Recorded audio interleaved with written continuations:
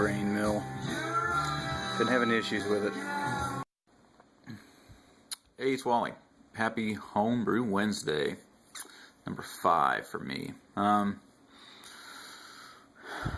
I've been homebrewing now for just about 6 years.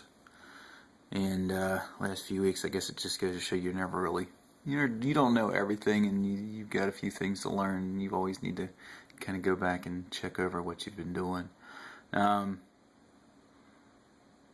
Case in point, Beersmith, awesome program, awesome program. But you've got to pay attention to what your volumes are, your end volumes, what you're brewing in, because that totally changes your recipe. Me, got in a hurry, didn't really check everything. Everything was set up for a 7-gallon final batch. Wanted me to boil just over 10 gallons down to 7, and so my boil rate is off, and my end product is off. So that changed the my gravity. So you change all that, then that changes your recipe. So yeah. One thing you really got to do is, if you're going to buy the program, don't be a dumbass like me and just kind of use it and not really use it for all its potential. Another thing, refractometers. Arrogant Clone, I checked it beforehand. I noticed I was about 6 points off, which meant brew prior to that was my gnarly brown. So, actually, was it off then? Was it not off? I don't know.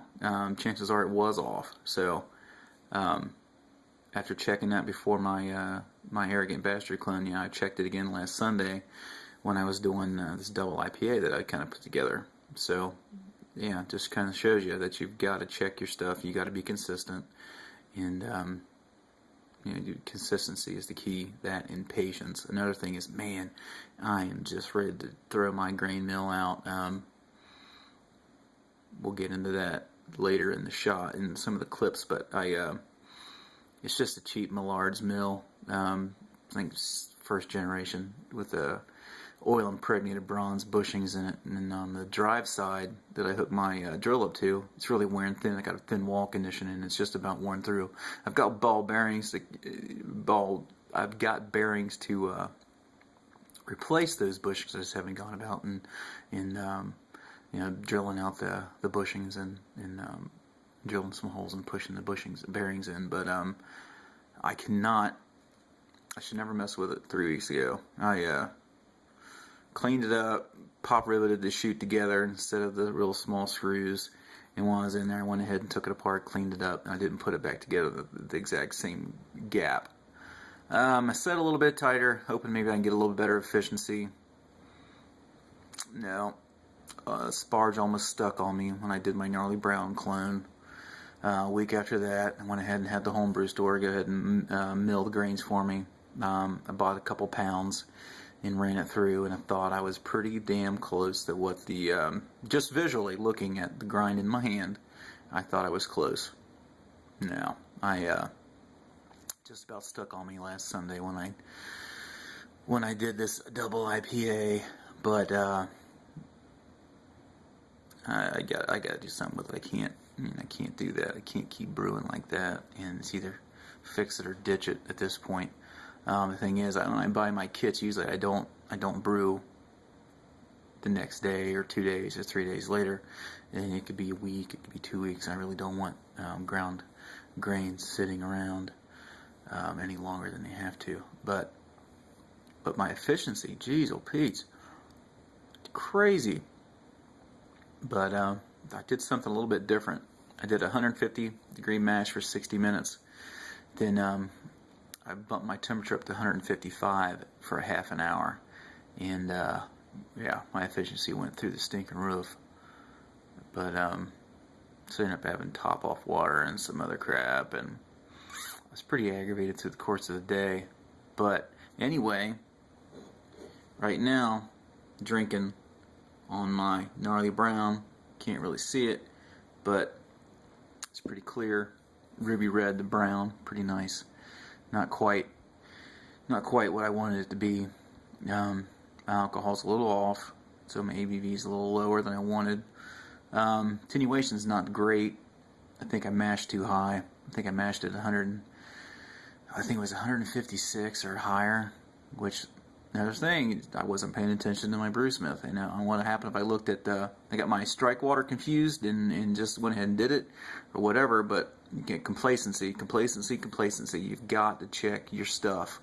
And, you know, I got in a hurry probably and went ahead and just did it. And, so, anyway, I'm going to go ahead with the clips. So get along with the aggravation.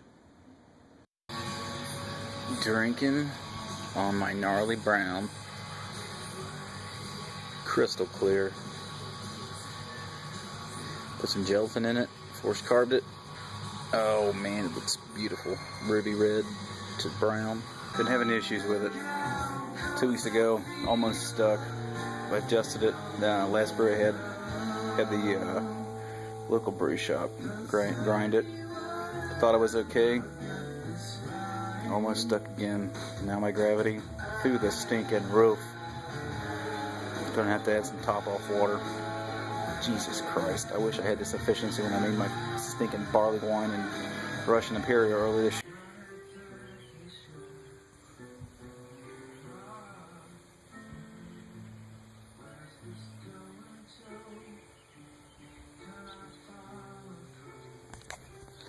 $10.95. 6 1/4 gallons. Talking about what a day.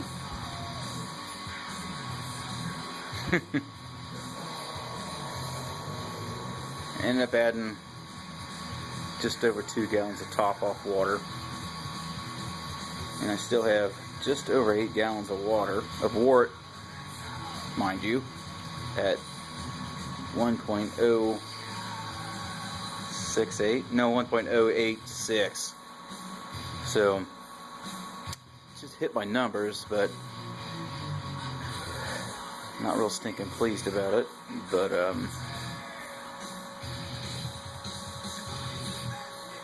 effects. Anyway.